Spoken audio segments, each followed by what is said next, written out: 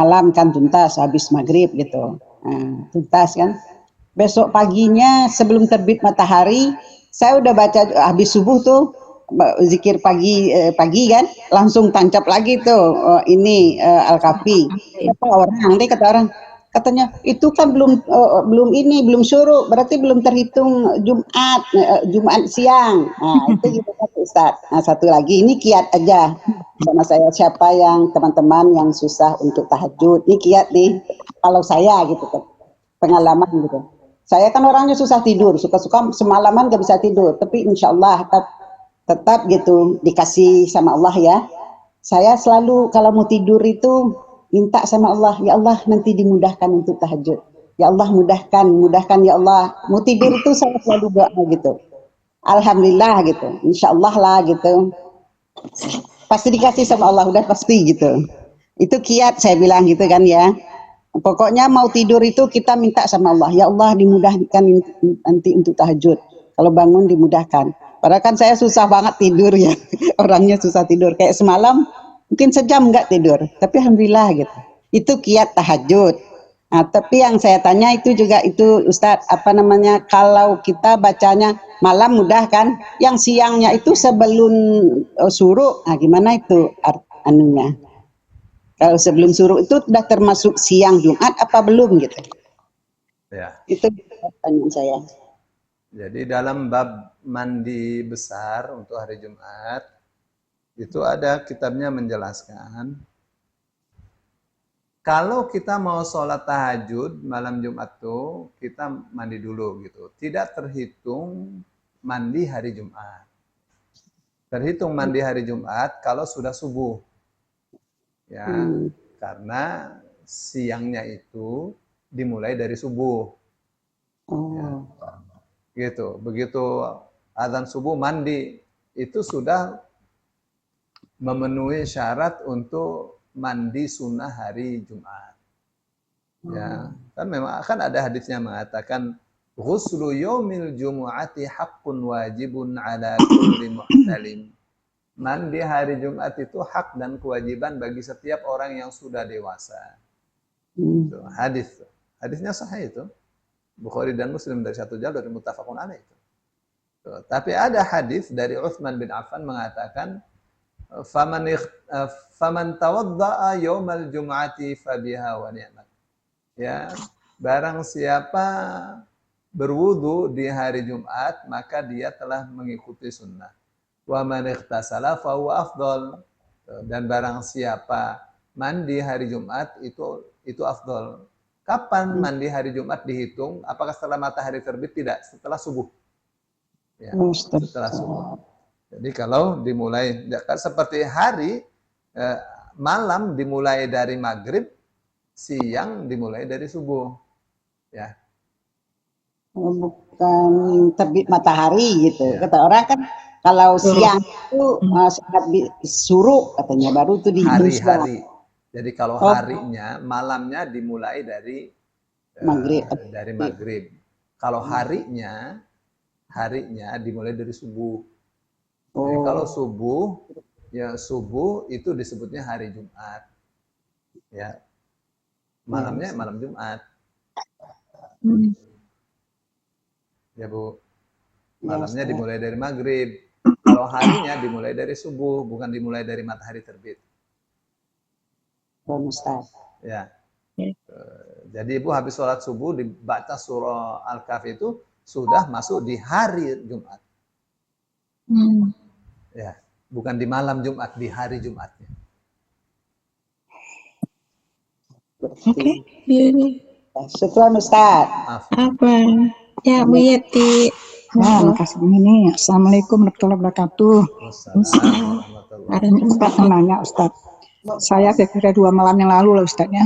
Itu kan makin hari makin terasa badan lelah ya Ustaz ya. Kalau agak jauh pergi siang agak capek, nggak sempat istirahat. Itu malam lelah banget itu Ustaz badannya. Dan kita udah tambah usia terus juga ada masalah di punggung kan. Nah jadi saya bangun sholat malam. Ya itu saya tuh Ustaz gimana bisa nggak tuh? Jadi saya kok tiba-tiba lagi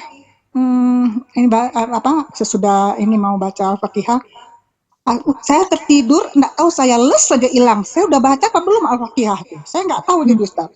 Jadi saya sadar, tapi nggak lama emang sadar karena terlalu lelah ngantuk.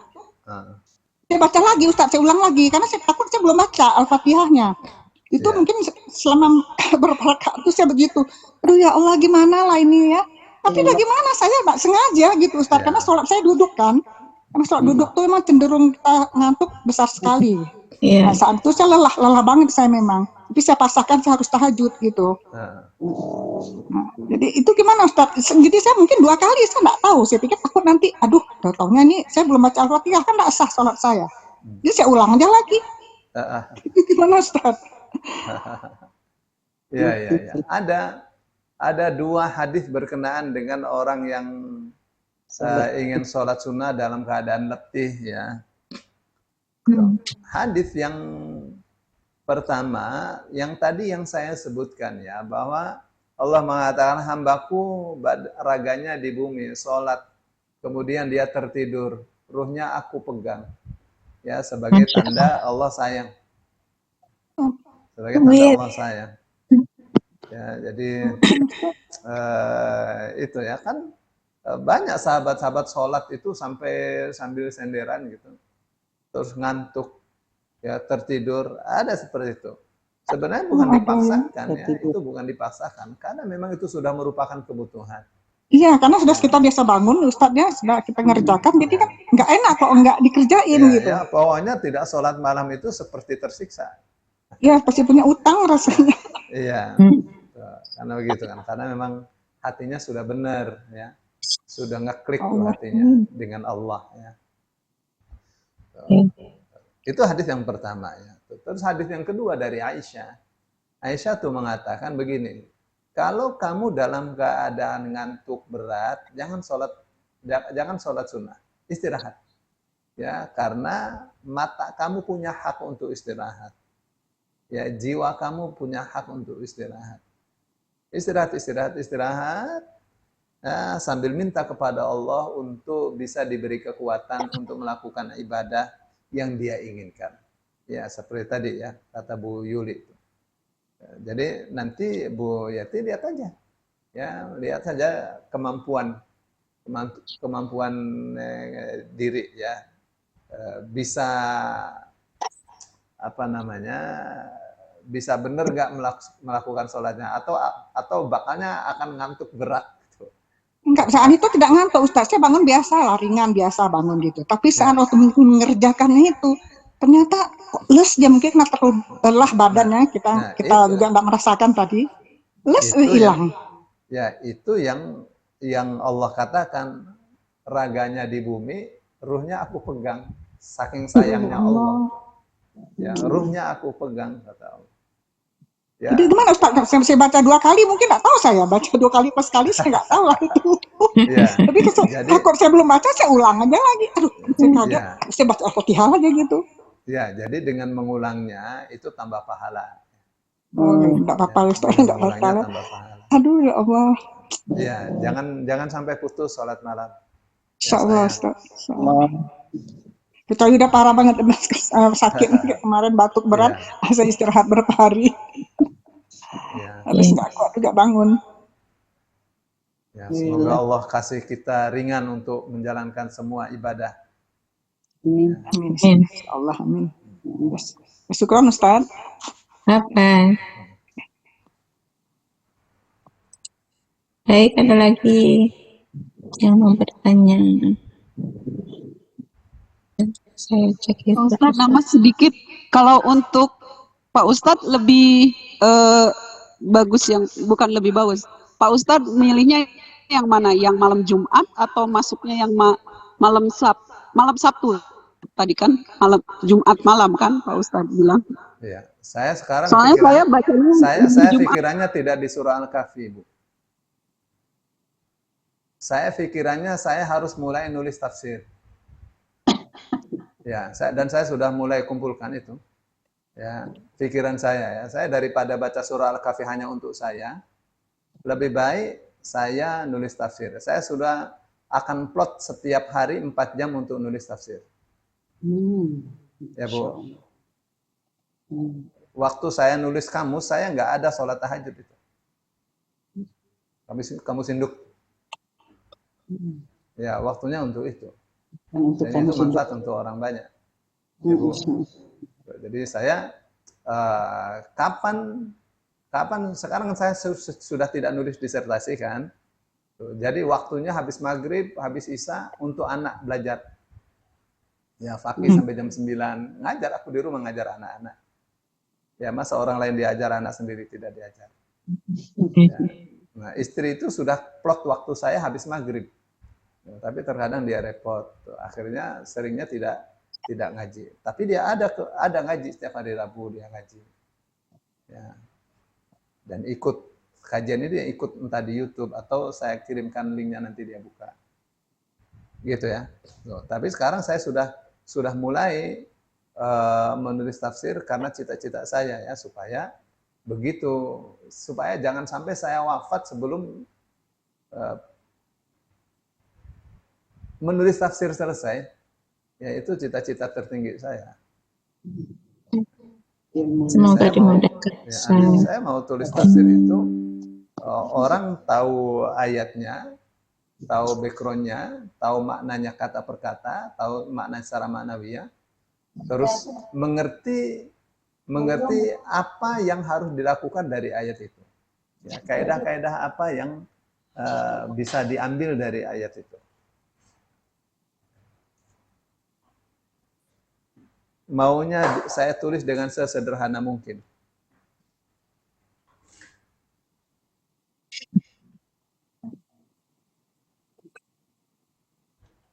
Ya, dari 2 halaman jadi 1 halaman itu si summary.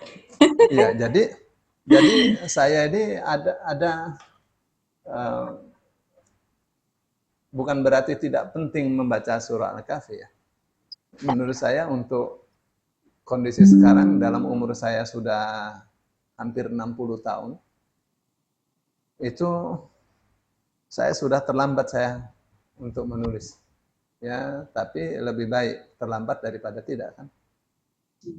Karena bagi saya itu lebih besar daripada apapun dilihat dari sisi pahala. Ya. Itu deh, Bu.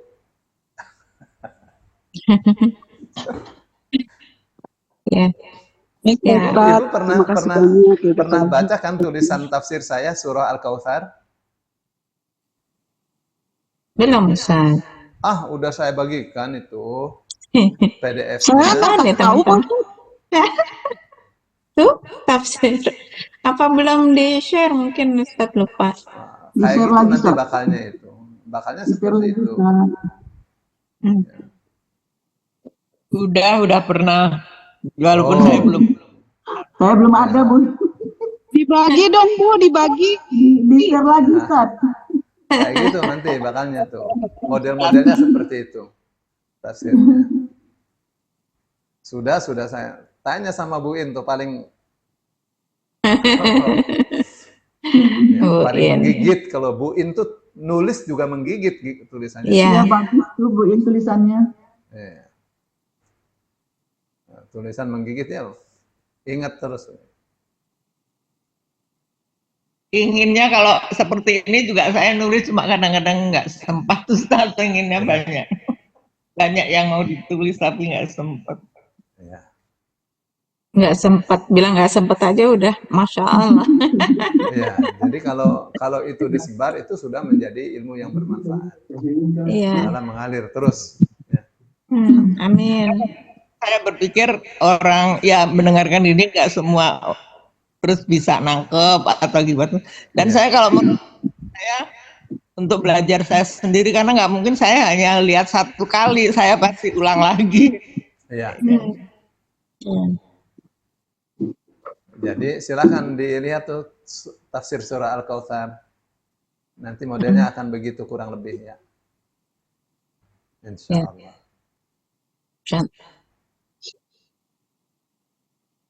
Minta di-share ibu-ibu di semua grup. nih berlomba-lomba baca surah Al-Kahfi hari Jumat, malam Jumat. Ya silakan Bu, gimana tadi? Minta di-share kata Bu Rita. Minta di-share Pak Ustaz, mungkin saya kelewat waktu itu atau gimana? Iya. Insya Allah. Iya. Di YouTube tadi ada 16 orang, Ustaz. Ada itu orang Cianjur juga. Alhamdulillah. Is. Tadinya di website saya granadachannel.com itu ada kamus induk. Ya, belum selesai saya itu nginputnya, tapi sudah terbantu besar dengan Pak Fahri nulis kamus Iya. induk tuh. Jadi kamus induk yang ada di Granada Channel itu kita klik, nanti larinya ke yang Pak Fahri Aplikasi bikin. NQ. Ya, gitu. NQ app. Jadi sudah terbantu. Sudah Ya. terbantu. Alhamdulillah. Tinggal tafsirnya ya.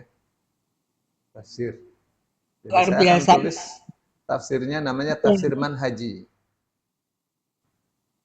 Tafsir manhaji itu apa? Tafsir yang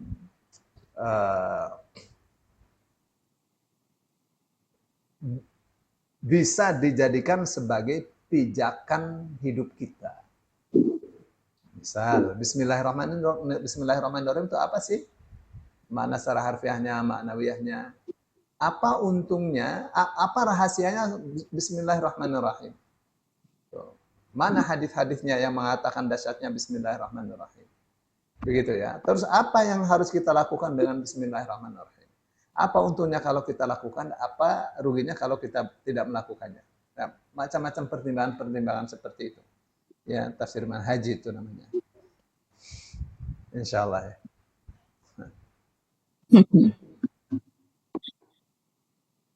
Ya.